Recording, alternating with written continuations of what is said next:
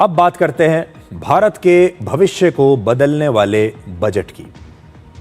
वैसे तो बजट कल पेश हो गया था, लेकिन आप में से बहुत सारे लोगों ने हमें लिखा कि कई अखबार और न्यूज़ चैनल्स देखने के बाद भी, अखबार पढ़ने के बाद भी आपको बजट ठीक से समझ में नहीं आया। तो अब हम आपको बेहद आसान भाषा में बताएंगे कि देश का नया बजट आपके लिए क्या लेकर आया है। तो सबसे पहले आप ये समझिए कि बजट होता क्या है। देश का बजट बिल्कुल वैसा ही होता है जैसे आपके घर का बजट होता है, यानी ये आपकी आमदनी और खर्च के संतुलन का एक स्टेटमेंट होता है। सरकार का पूरे साल का जो कुल खर्च है वो है 53,47,000 करोड़ रुपए। इसको आप ध्यान से इस फिगर को देखिए, 53,47,000 करोड़ रुपए, जबकि सरकार की जो आमदनी है वो है लगभग 44 लाख करोड़ रुपए। तो जैसे आप अपने घर में देखते हैं कि आपकी आमदनी कितनी है और आपके खर्च कितने हैं, और फिर अगर आपका खर्च आपकी आमदनी से ज़्यादा है तो आप सोचते हैं या तो आप उधार लेते हैं या कोई और तरीका देखते हैं कि आप कैसे अपना घर चलाएंगे। तो हमारे देश की भी इस समय स्थिति ये है कि हमारा खर्च हमारी आमदनी से ज़्यादा है। हमारा जो कुल खर्च है भारत सरकार का एक साल का वो है 53 लाख करोड़, और भारत सरकार की जो कुल आमदनी है एक साल की वो है 44 लाख करोड़। इन आंकड़ों से साफ है सरकार का खर्च ज्यादा है और आमदनी कम। हालांकि सरकार अपने खर्च को पूरा करने के लिए कर्ज लेती है, और अगर कर्ज को हटाकर सरकार की असली आमदनी और खर्च को देखा जाए तो सरकार का राजकोषीय घाटा असल में 16,95,000 करोड़ रुपए है। तो ये 16,95,000 करोड़ रुपए ये सरकार का घाटा है हर साल का। राजकोषीय घाटा देश की कुल जीडीपी का 4.3% है। अच्छी बात यह है कि सरकार का राजकोषीय घाटा लगातार घट रहा है, और वर्ष 2022 और 23 में राजकोषीय घाटा जीडीपी का 6.4% था, लेकिन अब यह घटते हुए 4.3% पर आ गया है। कुल 53,47,000 करोड़ रुपए के बजट में सबसे ज्यादा बड़ा हिस्सा रक्षा मंत्रालय को मिलेगा। ऑपरेशन सिंदूर के बाद सरकार का पूरा जोर भारतीय सेना को मजबूत करने और नए हथियार खरीदने और हमारे रक्षा को और आधुनिक बनाने पर है।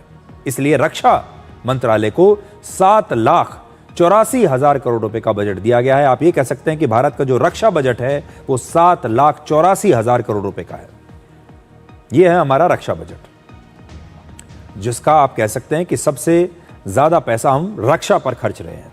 दूसरे नंबर पर सरकार सबसे ज्यादा खर्च कर रही है यातायात पर, हाईवेज पर और रेलवे पर। इन सब को मिला के सरकार कुल मिलाकर 5,98,000 करोड़ रुपए खर्च करेगी। तीसरे नंबर पर है ग्रामीण विकास। इस पर सरकार 2,73,000 करोड़ रुपए खर्च करेगी। इसमें ग्रामीण विकास को लेकर जितनी भी योजनाएं हैं अलग अलग, वो सबको हमने एक साथ डाल दिया है। तो आप सरकार की प्रायोरिटी आप देख लीजिए। पहली प्रायोरिटी है देश की रक्षा, आप यहां देख सकते हैं। दूसरा है आपके लिए सड़कें बननी चाहिए, हाईवेज बनने चाहिए, रेलवे का विस्तार होना चाहिए, जिस पर सरकार लगभग 6 लाख करोड़ रुपए खर्च करने वाली है। और तीसरा है ग्रामीण विकास, ग्रामीण इलाकों का, गांव में रहने वाले लोगों का विकास। इसके बाद शिक्षा यानी एजुकेशन पर सरकार 1,39,000 करोड़ रुपए से ज्यादा खर्च करेगी, और पहली बार भारत सरकार स्वास्थ्य पर 1 लाख करोड़ रुपए से ज्यादा खर्च करने वाली है इस बार। आपको जानकर हैरानी होगी कि स्वास्थ्य, शिक्षा और ग्रामीण विकास को मिलाकर जितना खर्च होता है उससे सिर्फ थोड़ा सा कम ही खर्चा सरकार अलग अलग सब्सिडीज पर करती है। इस साल सरकार सब्सिडीज पर 4,55,000 करोड़ रुपए खर्च करेगी। तो सब्सिडीज भी हमारा एक बड़ा खर्चा है, और सब्सिडीज में जो हम मुफ्त राशन देते हैं वो भी एक सब्सिडी है, पेट्रोलियम पर सब्सिडी देते हैं, फर्टिलाइजर्स पर सब्सिडी देते हैं। ये सारी सब्सिडीज अगर आप मिला लें तो वो लगभग 4.5 लाख करोड़ रुपए के आसपास बैठती हैं। लेकिन ये एक अनुशासन वाला बजट है, जहां आपको सिर्फ अपने और अपने परिवार के बारे में नहीं बल्कि देश के बारे में सोचना है। आप में से बहुत सारे लोगों को लगा होगा कि इस बजट में आपके लिए कुछ नहीं है। आपको क्या मिला? सब कुछ तो पहले जैसा ही है। लेकिन ये एक लॉन्ग टर्म यानी दूरगामी बजट है, क्योंकि जब देश मजबूत होता है तो समाज मजबूत होता है, और समाज मजबूत होता है तो उसका फायदा आपको और आपके परिवार को भी मिलता है। हमारे देश की जीडीपी का करीब 60% हिस्सा कंजम्पशन से आता है, यानी वो पैसा जो लोग बाजार में खर्च करते हैं, यानी आप लोग जो पैसा खर्च करते हैं उससे हमारी इकोनॉमी चलती है। जैसे भारत एक कंज्यूमर बेस्ड इकोनॉमी है, तो हम क्योंकि कंजम्पशन के आधार पर हमारी इकोनॉमी चलती है, लेकिन चीन की जो अर्थव्यवस्था है वो मैन्युफैक्चरिंग और एक्सपोर्ट पर आधारित है। तो ये मूल जो बदलाव है, जो अंतर है भारत और चीन में, वो है कि हमारी जो इकोनॉमी है वो कंजम्पशन पर चलती है। हमारे देश के लोग जो कंज्यूम करते हैं, जो खरीदते हैं, जो बाजार में पैसा लगाते हैं उसका। लेकिन चीन जो है उसकी जो इकोनॉमी चलती है वो चलती है मैन्युफैक्चरिंग से और एक्सपोर्ट से। लोगों का खर्च तब बढ़ता है जब सरकार उन्हें छूट देती है ज़्यादा पैसा बचाने की, या उनकी आमदनी बढ़ती है। जैसे ही आपकी आमदनी बढ़ती है या आपकी बचत बढ़ती है तो आप उस पैसे को खर्च करते हैं। जब खर्च करते हैं तो अर्थव्यवस्था को बल मिलता है। इस बार सरकार ने ऐसा कोई फैसला नहीं लिया जिससे आपका पैसा बच सके या आपकी आमदनी बढ़ सके या आपको टैक्स में कोई राहत मिले, ऐसा कोई फैसला नहीं। लेकिन आपको याद होगा पिछले साल दिवाली से पहले सरकार ने जीएसटी में लोगों को बहुत बड़ी राहत दी थी। इससे लोगों को सस्ते में बहुत सारा सामान मिला, बहुत सारी चीज़ों के जो दाम है वो घट गए और इसकी वजह से लोगों ने ज़बरदस्त खर्चा किया बाजार में। उससे पहले पिछले साल के बजट में सरकार ने 12 लाख रुपए तक इनकम टैक्स में छूट दी थी। अब इस साल उसी की भरपाई करने के लिए सरकार ने कैपिटल एक्सपेंडिचर में रिकॉर्ड वृद्धि की है। अब कैपिटल एक्सपेंडिचर जो है हमारे देश का उसे बढ़ाकर 12 लाख करोड़ रुपए से ज्यादा कर दिया गया, यानी सरकार 12 लाख करोड़ रुपए खर्चा करेगी, जबकि 4 साल पहले वर्ष 2022 और 23 में यह आंकड़ा 7 लाख करोड़ था। यानी तब से लेकर कहां 7 लाख करोड़ और अब 12 लाख करोड़। तो ये कैपिटल एक्सपेंडिचर क्या होता है अब ये समझिए। जब सरकार सड़कें बनवाती है, रेलवे लाइन बनाती है, पुल बनाती है, बिजली घर बनाती है, फैक्ट्रियां बनवाती है, यानी इंफ्रास्ट्रक्चर में अपना पैसा लगाती है, तो उसे कैपिटल एक्सपेंडिचर कहते हैं। और ये जो पैसा सरकार लगाती है इससे देश की जनता को सुविधाएं मिलती हैं, सहूलियत मिलती है, देश की जनता को इससे रोजगार भी मिलता है, क्योंकि जब ये सारी चीजें बनाई जाती हैं तो इनका कंस्ट्रक्शन होता है। इनको कौन बनाएगा? हमारे ही देश के लोग बनाएंगे, हमारे ही देश की कंपनियां बनाएंगी, तो उन्हें रोजगार मिलता है। इससे देश में कारोबार बढ़ता है और अर्थव्यवस्था मजबूत होती है और इसका सीधा लाभ देश की जनता को मिलता है। तो इसलिए इस बार कैपिटल एक्सपेंडिचर जो है वो सरकार करने वाली है 12 लाख करोड़ रुपए से ज्यादा का, यानी इंफ्रास्ट्रक्चर पर बल दिया जाएगा। इस बार का बजट पूरी तरह भविष्य को ध्यान में रखकर बनाया गया है। आप सोचते होंगे कि आज चीन और अमेरिका जैसे देश सेमीकंडक्टर, एआई और आईटी में इतने आगे कैसे निकल गए। इसका कारण यह है कि इन देशों ने ऐसे सेक्टर्स पर आज से नहीं 20 साल पहले ही काम करना शुरू कर दिया था। ये देश, चीन जैसे देश, समझ गए थे कि आगे भविष्य जो है वो आईटी का है, सेमीकंडक्टर्स का है, इसलिए वो आज इतने आगे निकल गए। इसलिए भारत ने भी दुनिया के दूसरे देशों की तरह भविष्य की योजनाओं में निवेश करना शुरू कर दिया है। तो अब आप ध्यान से समझिए भविष्य क्या है भारत का और इस बार के बजट में क्या नई योजनाएं हैं।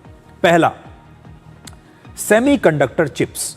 सरकार सेमीकंडक्टर चिप्स के सभी कंपोनेंट्स अब भारत में बनाने और पूरे R&D को बढ़ावा देने के लिए इंडिया सेमीकंडक्टर मिशन 2.0 की शुरुआत करेगी।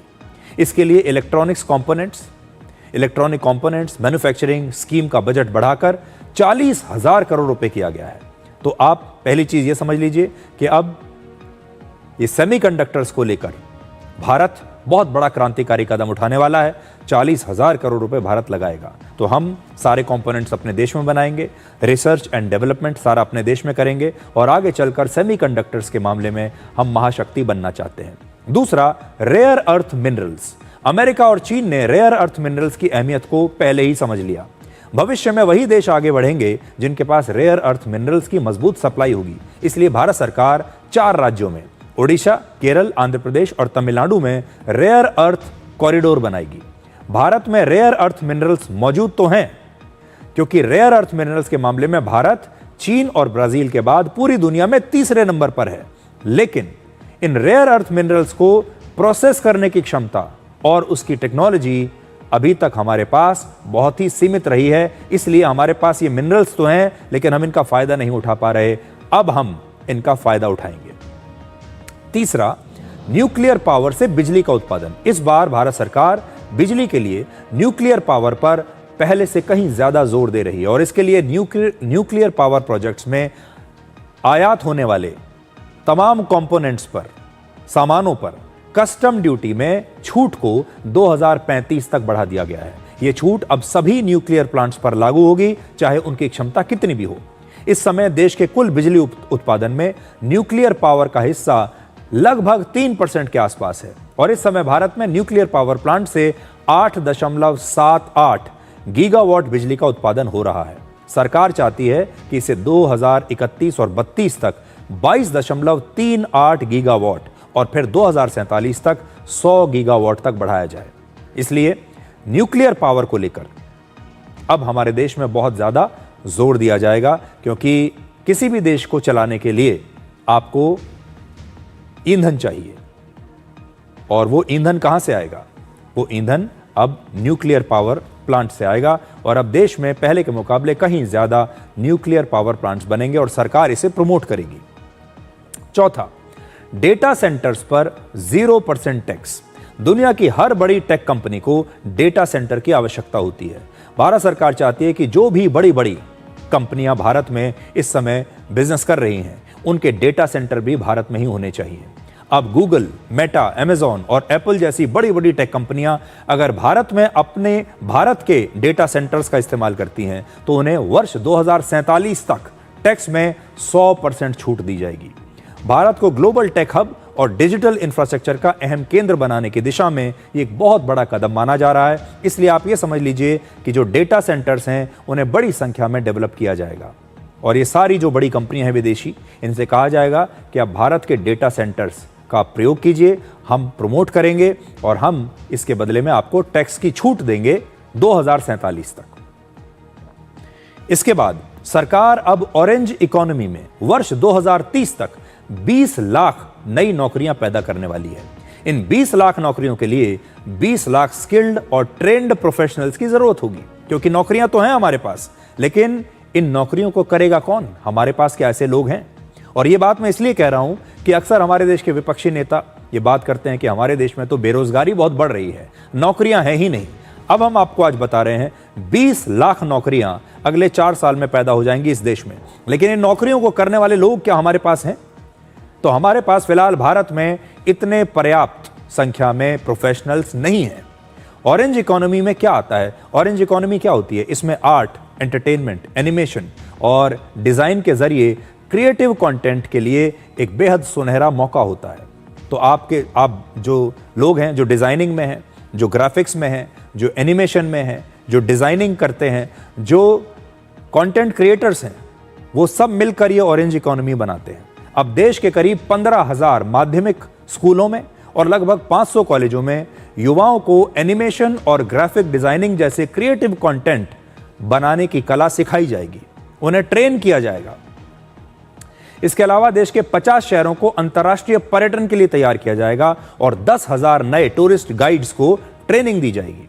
सरकार ने 2047 तक देश में 10 करोड़ विदेशी पर्यटक लाने का लक्ष्य रखा है। फिलहाल सिर्फ 1 करोड़ विदेशी पर्यटक ही भारत आते हैं हर साल। तो ये सारी नई चीजें हैं, ये भविष्य की तरफ इशारा करती हैं। इसलिए अब देश के पेरेंट्स और छात्राओं के लिए भी एक बड़ी खास खबर हमारे पास है। सरकार हमारे देश की स्कूली छात्राओं को ज्यादा से ज्यादा स्टेम कोर्सेज में शामिल करना चाहती है। स्टेम, STEM, इसका मतलब क्या है आपकी स्क्रीन पर है। इसके लिए देश के हर जिले में गर्ल्स हॉस्टल खोले जाएंगे। और स्टेम कोर्स का मतलब क्या है? साइंस, टेक्नोलॉजी, इंजीनियरिंग और मैथमेटिक्स। तो सरकार यह चाहती है कि हमारे देश की जो महिलाएं हैं, खास तौर पर हमारे देश की जो छात्राएं हैं, जो इस समय स्कूल में पढ़ रही हैं, उन्हें साइंस पढ़नी चाहिए, टेक्नोलॉजी पढ़नी चाहिए, इंजीनियरिंग पढ़नी चाहिए, मैथमेटिक्स पढ़नी चाहिए। और हमारे देश के जो छात्राएं हैं, ये कुछ वर्षों के बाद जब स्कूल और कॉलेजों से बाहर निकलेंगी तो ये स्टेम सब्जेक्ट्स की मास्टर बन जाएंगी। इसकी वजह, इससे क्या होगा? हमारे देश की महिलाएं सशक्त होंगी, ज़्यादा शक्तिशाली बनेंगी, ये साइंस पढ़ेंगी, इंजीनियर्स बनेंगी, साइंटिस्ट बनेंगी। आज के विश्लेषण में आखिर में उन माता पिताओं के लिए भी जानकारी है जो अक्सर ये पूछते रहते हैं कि अपने बच्चे को भविष्य के लिए कैसे तैयार करें, हमें अपने बच्चों को क्या पढ़ाना चाहिए, किस कोर्स में एडमिशन दिलाना चाहिए कि उसकी आसानी से नौकरी लग जाए। तो अब ये बात जो मैं कहने जा रहा हूं, ये देश के पेरेंट्स के लिए है। तो अब ये समझ लीजिए कि आपको क्या करना है। सबसे पहली बात यह कि आने वाले समय में युवाओं को आईटी, एआई यानी artificial intelligence, orange economy, semiconductor chips और रेयर अर्थ मिनरल्स जैसे क्षेत्रों में रोजगार के बड़े बड़े मौके मिलेंगे। डेटा सेंटर के सेक्टर में नौकरियों की बहुत अच्छी संभावनाएं होंगी। महिलाओं के लिए साइंस, टेक्नोलॉजी, इंजीनियरिंग और मैथमेटिक्स के क्षेत्रों में रोजगार के नए नए रास्ते खुलने वाले हैं। और भारत में आने वाले समय में इन क्षेत्रों में नौकरियां तो काफी होंगी, लेकिन स्किल्ड लोगों की संख्या हमारे पास कम होगी। इसलिए आज आपसे हम ये कहना चाहते हैं कि ये जो बजट है ये भविष्य की तरफ इशारा कर रहा है।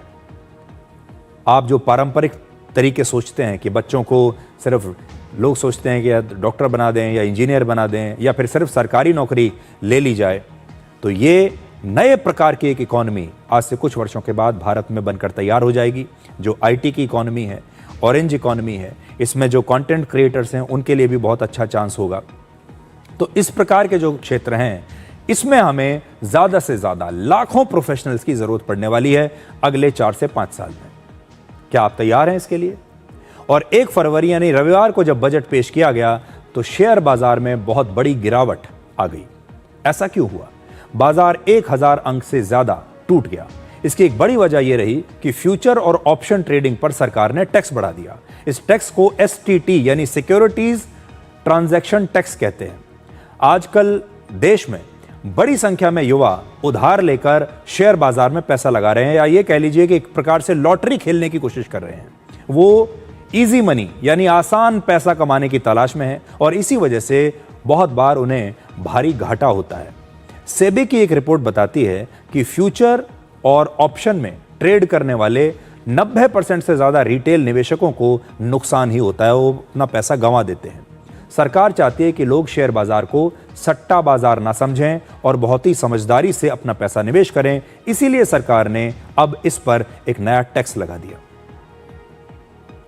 जहां स्पेकुलेशन, हिंदी में सट्टा बोलते हैं, स्पेकुलेशन ज्यादा और समटाइम्स हाईली रिस्की, क्योंकि हमें मैसेज आता है लोगों से कि इधर बहुत लॉस भी फेस कर रहे हैं लोग जिनके हाथ में इतना एक्स्ट्रा पैसा भी नहीं है जिससे वो स्पेकुलेट कर सकते हैं।